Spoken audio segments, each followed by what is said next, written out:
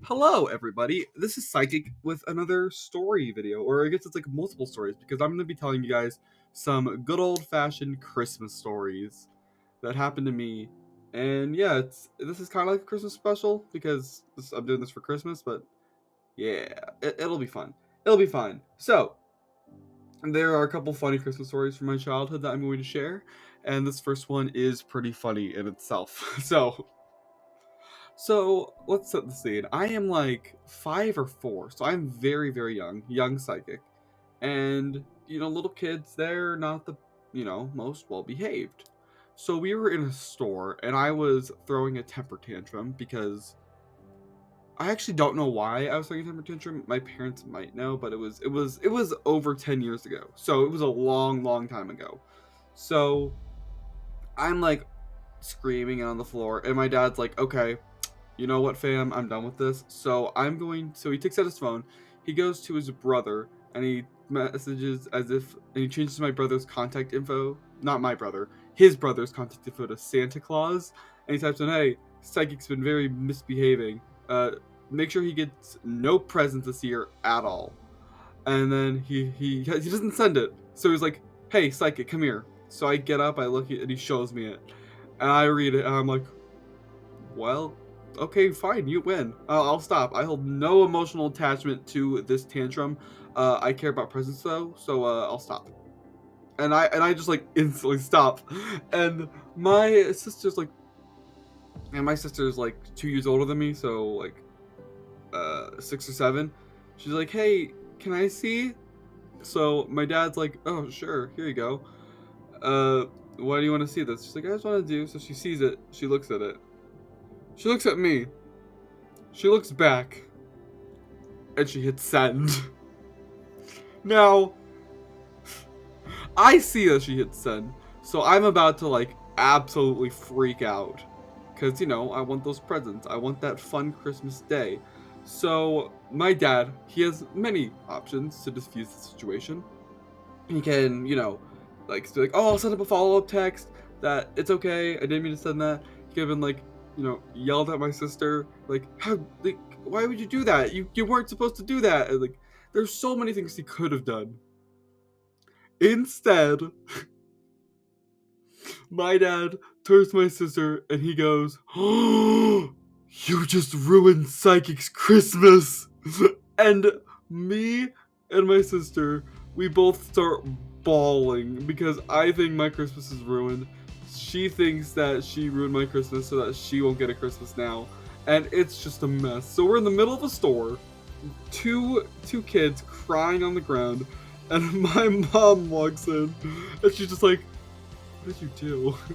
And my dad's like, nothing, I did nothing. And so that's that story. That's one of our favorite Christmas stories, because it's just funny. It's just a good one. All right, so time for the next Christmas story. Okay, this next story is it's funny in hindsight, but at the moment of the story, I was like not in it.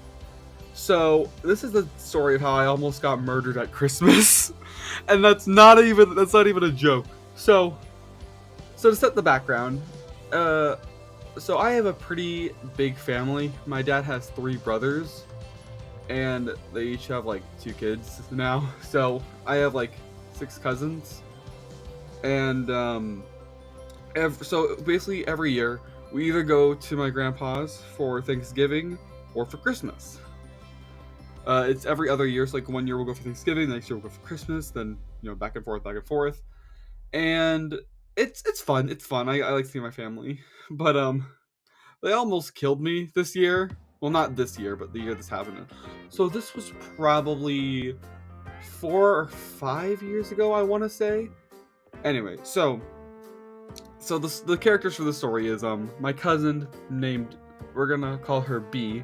It stands for brat because she was a brat this year and almost murdered me. So here's the story. So I'm chilling in the basement now, and it's like there's a first floor and there's a basement, and it's a pretty old house. It's pretty nice, and so in the basement, to make room for like the entire family, there's a couch and there's a bed.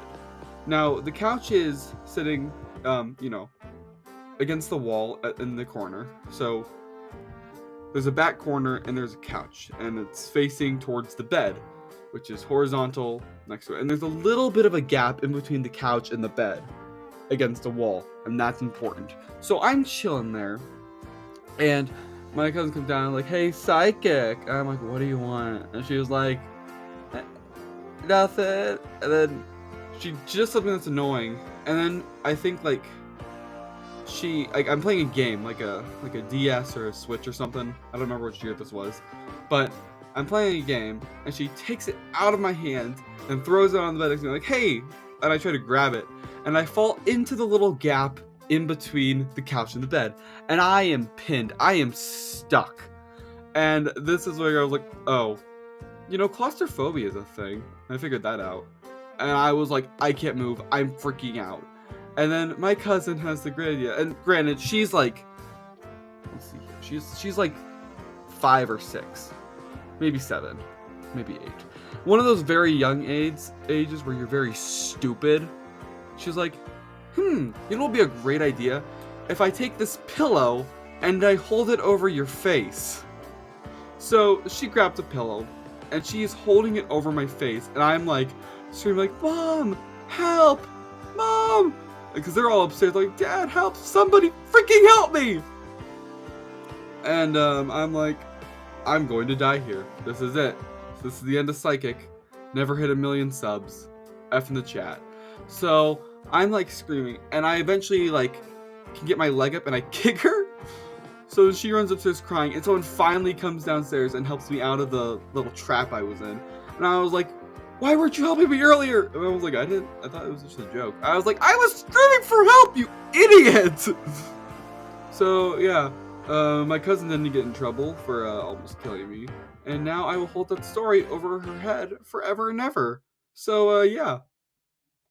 I'll see you next year at Christmas. Not this year, because this was a Thanksgiving year. Yeah. Alright. Next segment.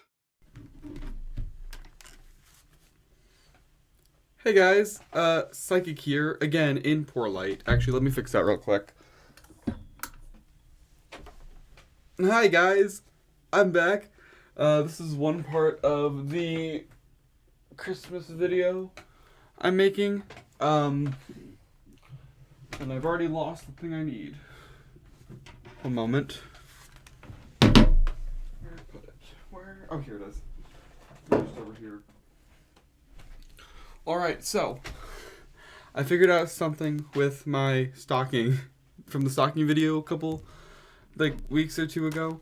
I figured it out, okay? I finally figured it out, and it was this sun thing up here that I just couldn't figure it out.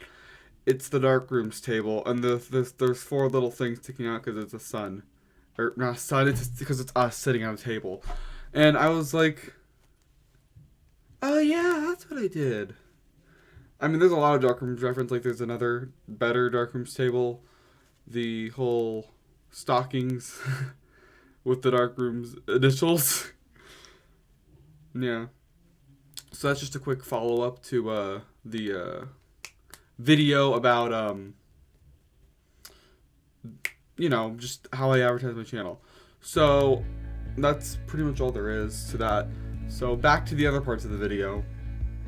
Alright, so for the last Christmas story, it's well, it's just like a bunch of mini stories that are related to my dad, because if you ever wonder why I'm so weird and so strange, you can blame my dad for that one. Okay, let me start. So, I have gotten permission to tell this first story because it involves my dad's name. So my dad loves to take songs and insert his name into it to make everybody laugh.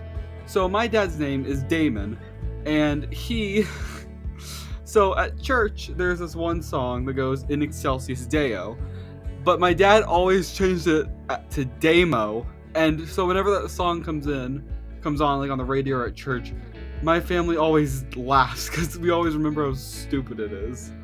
Okay, so the second story, it's the same kind of thing. My dad gets me in trouble all the time at church because I'm laughing. So if you know me, I always laugh at everything.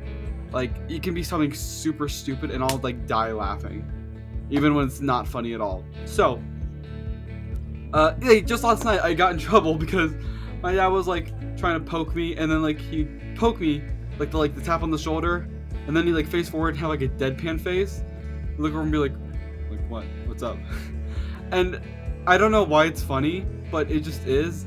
And I'm laughing, and my sister is trying to pray, and she's in between me and my dad, and she like turns me, gives me this death stare, and I'm like, I'm laughing because it's so stupid. I'm like, what? Why are you mad at me? And then she turns forward, and then my dad does it again. I'm laughing, and she turns like, shut up! Like, really mean, kind of hurt my feelings. And my mom has said, like, yo, sis, it's dad's fault. And she's like, I can't deal with you. She gets up and walks away, which was kind of funny. And so this last one is I don't know. I don't know where to start with this last story. So my dad isn't the teacher of the family. He's not the one I go to if I need like info, or if I need accurate info. So my dad, at a very young age, taught me about the Immaculate Conception, which is when Franco Harris made the miracle catch that sent the Pittsburgh Steelers to the Super Bowl. Now, you may be wondering, what does that even mean? Well, first of all, that's not what the Immaculate Conception is. That's called the Immaculate Reception. And so for my entire life, because my mom didn't even know about this at first, that's what I was taught. And when we finally talked about it in like church school, I gave that answer, and I got some strange looks. So yeah, my dad loves changing meanings around, changing words around, and it's ridiculous. It's so, if you ever wonder why I'm weird, I'm gonna blame my father. And yeah, that's the end of the Christmas stories. I hope you enjoyed some of them, and yeah, I'll see you guys later. Bye.